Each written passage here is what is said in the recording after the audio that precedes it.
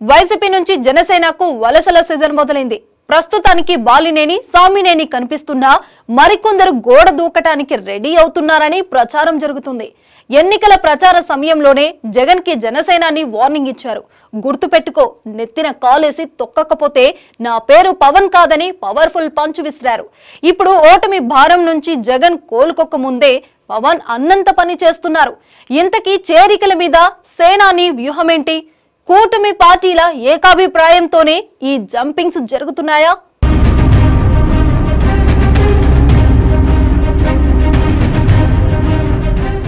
YCP అధినేత జగన్ తీరు మీద ఆ పార్టీ సీనియర్ నాయకులు చాలా మంది కోపంగా ఉన్నారు. ఆ పార్టీని వదిలి వెళ్లాలనుకుంటున్నారు. ఓటమి తర్వాత కూడా జగన్ వైఖరిలో ఎలాంటి మార్పు లేదని అసంతృప్తి వ్యక్తం చేస్తున్నారు. జనసేనలో చేరేందుకు ఆ పార్టీ అధ్యక్షుడు పవన్ కళ్యాణ్ ను కలుస్తున్నారు. మాజీ మంత్రి బాలినేని శ్రీనివాసరెడ్డి, ఉమ్మడి కృష్ణా జిల్లా వైసీపీ సీనియర్ నాయకుడు మాజీ ఎమ్మెల్యే సామినేని ఉదయభాను జనసేన అధినేత పవన్ కళ్యాణ్ ను మంగళగిరి జనసేన ప్రధాన కార్యాలయంలో విడివిడిగా కలిసి చర్చించారు. పార్టీలో చేరతామని ప్రతిపాదించారు. అందుకు పవన్ కళ్యాణ్ ఒప్పుకున్నారు. జనసేనలో చేరుతున్నట్లు సామినేని ఉదయభాను ప్రకటించారు.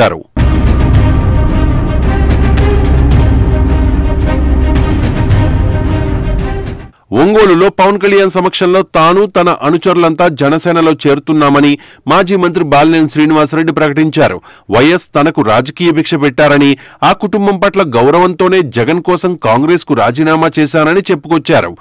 మరి ఈరోజు ఆయన అడగానే నన్ను పార్టీకి ఆహ్వానించినందుకు పవన్ కళ్యాణ్ గారికి నా ధన్యవాదాలు తెలుపుకుంటా ఉన్నాం. అలాగే ఒంగోలు రమ్మంటే తప్పకుండా వస్తాను, డేట్ ఫిక్స్ చేయమని చెప్పి చెప్పడం జరిగింది.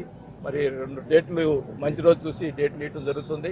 త్వరలోనే ఆ డేట్లు కూడా పెట్టి మరి ఒంగోలు కార్యక్రమాన్ని రాజశేఖర్ రెడ్డి మీద గౌరవంతోనే జగన్ ను ఇంతకాలం భరించానని, ఎన్నికల్లో పార్టీ ఓడిపోయినా ఇప్పటికీ జగన్ మారలేదని విమర్శించారు.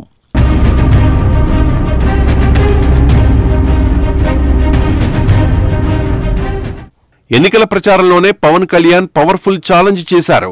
జగన్ ను అధపాతాళానికి తొక్కకపోతే తన పేరు పవనే కాదని బహిరంగ సభా వేదికపై నుంచి సవాల్ విసిరారు.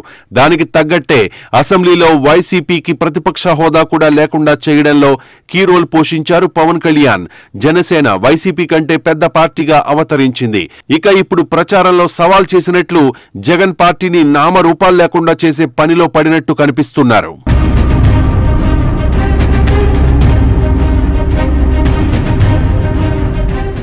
జనసేనలో చేరికకు రెడీ అయిన సామినేని, బాలినేని ఆషామాషీ నేతలు కాదు.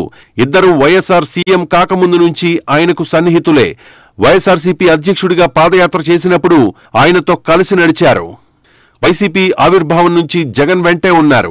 బాలినేని, సామినేని బాటలో మరో 25 మంది మాజీ ఎమ్మెల్యేలు, మాజీ మంత్రులు జనసేనలో చేరేందుకు ప్రయత్నాలు చేస్తున్నట్లు తెలుస్తోంది. అయితే వైసీపీ నుంచి వచ్చే ప్రతి ఒక్కరి వివరాలు 3 మిత్రపక్షాల ప్రతినిధులు కలిసి చర్చించుకున్న తర్వాతే నిర్ణయం తీసుకుంటున్నారట. వైసీపీ నుంచి వస్తున్న వారిని చేర్చుకోవాలా వద్దా అని నిర్ణయించడానికి 3 కమిటీ కూడా వేశారట.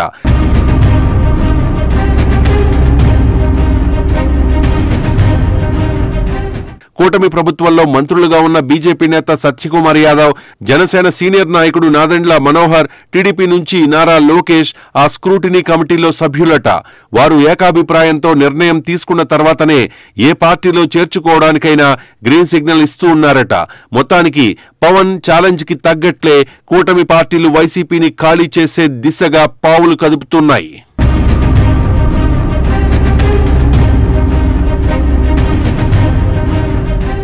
ఏపీ ఎన్నికలో